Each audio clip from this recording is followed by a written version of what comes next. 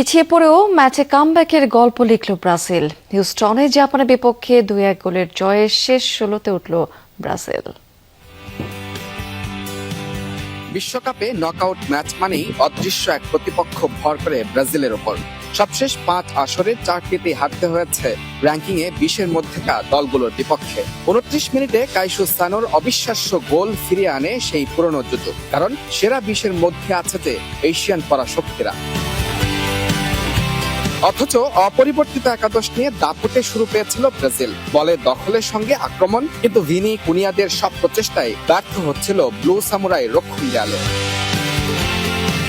পাল্টা আক্রমণে কম যায়নি জাপান। সেলেসাওদের ডিবক্সের বাইরে বিপজ্জনক পজিশনে পাওয়া ফ্রি কিক কাজে আসেনি। তবে ব্রাজিলের ছন্দ নষ্ট করে হাইড্রেশন ব্রেক।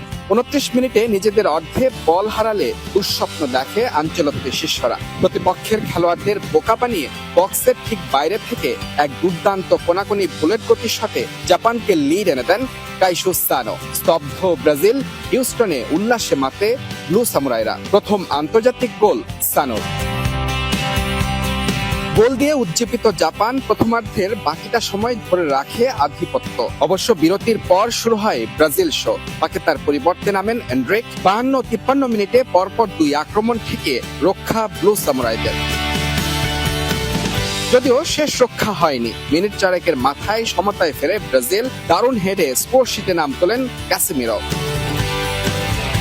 মিনিট 2 মাথায় ব্রাজিলের লিড নেয়ার পথে বাধা হয়ে দাঁড়ান গোলরক্ষক সুজুকি। হতাশ করেন আসরে 4 গোল করা ভিনিসিয়াস জুনিয়রকে।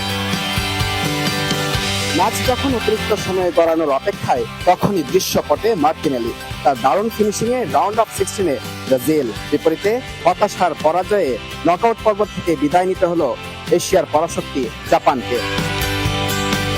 পুরো ম্যাচে 72% বলের দখল, 25টি আক্রমণ, আর সেই 25টি আক্রমণ থেকে 2টি গোল পেয়েছে ব্রাজিল। বিপরীতে অন টার্গেটে 5টি শট ছিল জাপানের, সেখান থেকে 1টি গোল পেয়েছে।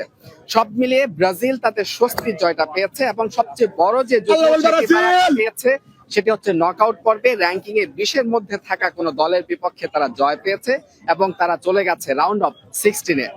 মুজরাবিন তারেক, যমুনা স্পোর্টস, হিউস্টন, যুক্তরাষ্ট্র।